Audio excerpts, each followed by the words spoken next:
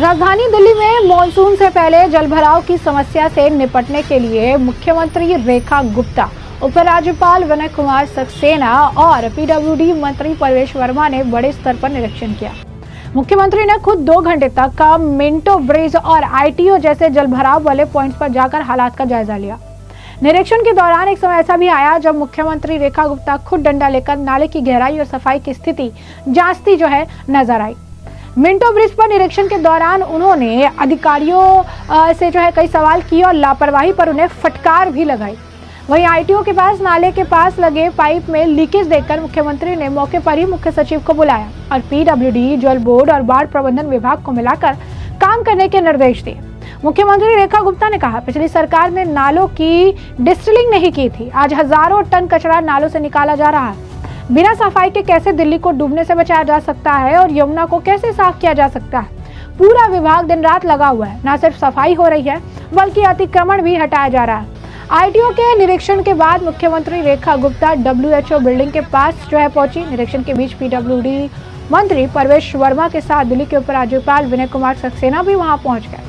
मुख्यमंत्री ने पिछली सरकार पर नालों की सफाई में लापरवाही का आरोप लगाते हुए दावा किया कि भाजपा सरकार में काम तेजी से हो रहा है।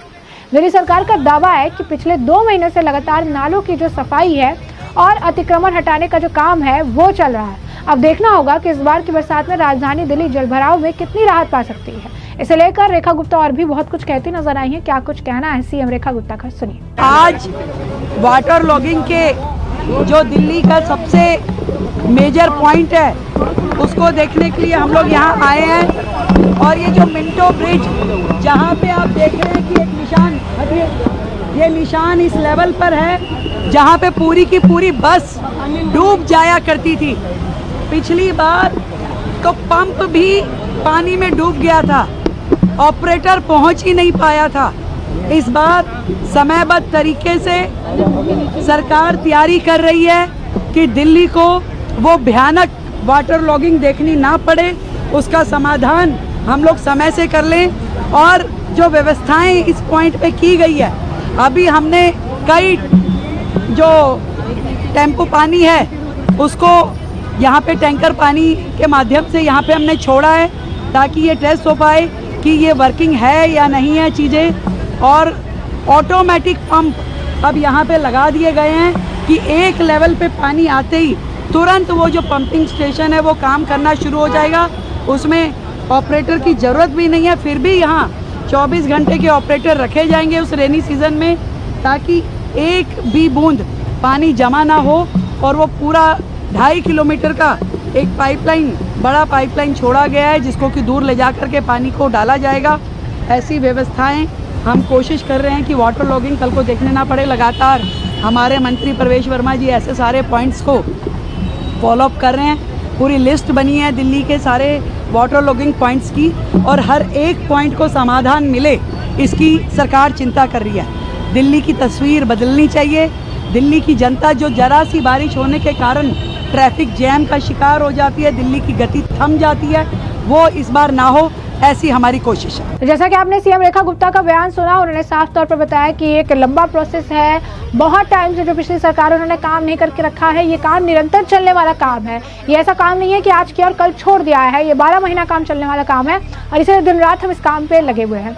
वहीं आपको बता दें कि इस मामले को लेकर परवेश वर्मा ने भी जानकारी दी। उन्होंने अपने सोशल मीडिया एक्स हैंडल पर भी कई सारी तस्वीरें साझा की थी, कई सारे ट्वीट उन्होंने किए थे। उसके बाद परवेश वर्मा ने इसकी जानकारी देते हुए कहा कि आज सीएम रेखा गुप्ता के साथ बैठक भी हुई, 3 विषयों पर चर्चा हुई।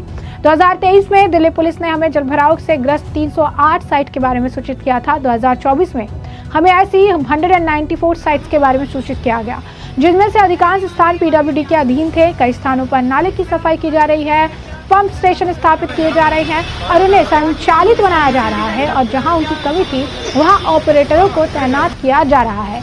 दिल्ली पुलिस ने हमें यातायात भीड़भाड़ वाले 233 बिंदुओं के बारे में सूचित किया।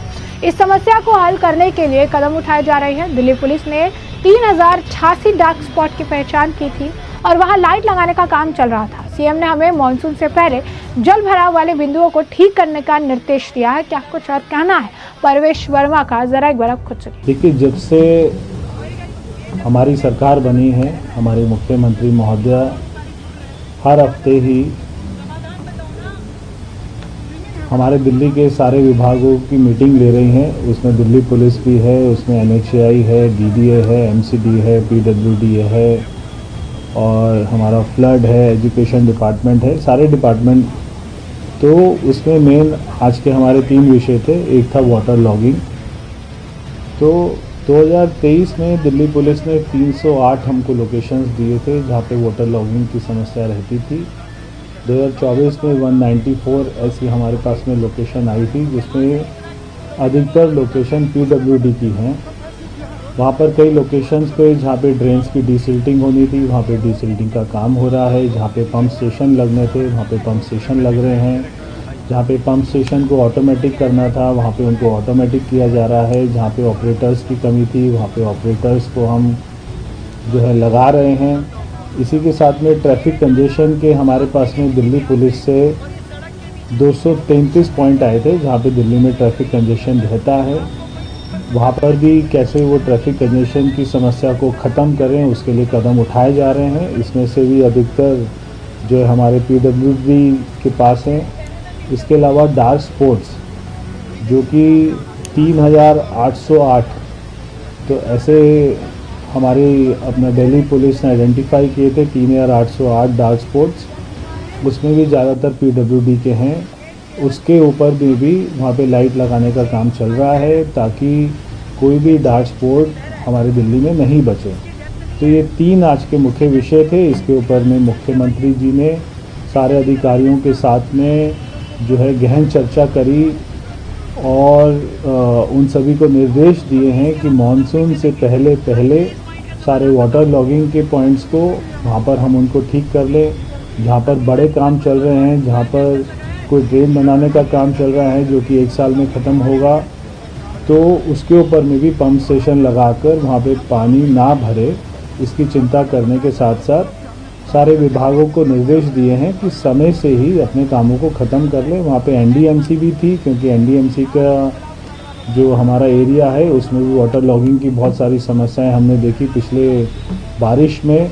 तो वहाँ पर भी यानी कि पूरे दिल्ली, चाहे वो MCD का एरिया है, चाहे वो दिल्ली कैंट का एरिया है, चाहे वो DDA के अंडर आता है, चाहे MCD के पास है, सारे विभागों को बुलाकर पूरे दिल्ली की एक हमने चर्चा करी है और हम पूरी मुस्तैदी के साथ में दिल्ली सरकार लगी हुई है कि किसी भी जगह पे पानी के भराव की समस्या इस मानसून में ना दिखाई दे।